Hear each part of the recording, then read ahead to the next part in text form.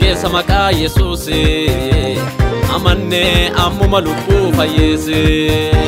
Mootummaa geessa maqaa Yesuusii amanne ammuma lubbuu fayyisee. Seexanaaf hojii isaa mormanna karaa kenna Yesuusi kennanna. Fayyisaa kenna isa tolfanna lubbuu teenna Kiristoosi kennanna.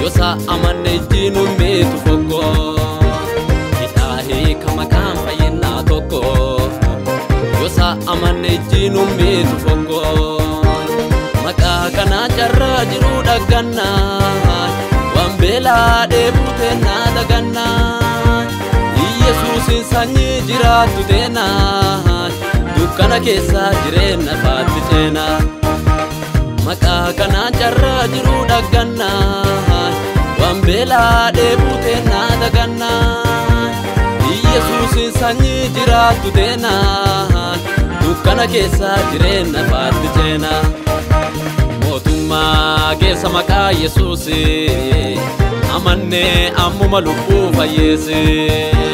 Mootummaa geessa maqaa Yesuusii amanne ammuma lubbuu fayyisee. Seexanaaf hojii isaa mormanna karaa kenna Yesuusi kennanna.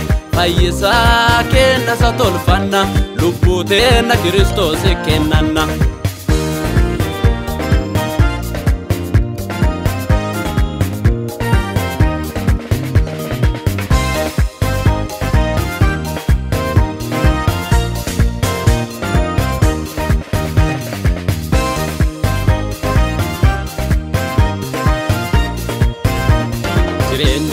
Jireenya hunda caalu Yesuus qofa namuu gara salaalu. Jireenya hunda caalu Yesuus qofa namuu gara salaalu. Inni dhugaaf jireenya birriin hin binne gammannee leenaa yoo gara saadhunne. Guyyaan fayyinna kennaalle ammumaa isa amannee lafatti hin bannu dhugumaa. Inni dhugaaf jireenya birriin hin binne gammannee leenaa yoo gara saadhunne. Guyyaan fayyinna kennaalle ammumaa isa amannee lafatti hin bannu dhugumaa. Mootummaa geessa maqaa Yesuusii amanne ammuma lubbuu fayyisee. Mootummaa geessa maqaa Yesuusii amanne ammuma lubbuu fayyisee. Seexanaaf hojii isaa mormanna karaa kenna Yesuusi kennanna. Fayyisaa kenna isa tolfanna lubbuu teenna Kiristoosi kennanna.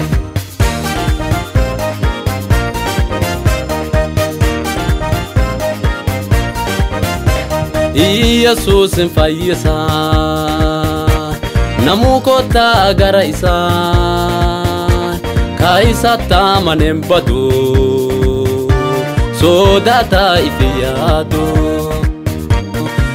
Yesuusin fayyisaa namuu kottaa gara isaa kaayisatti amanen badu sodaata ifi yaadu.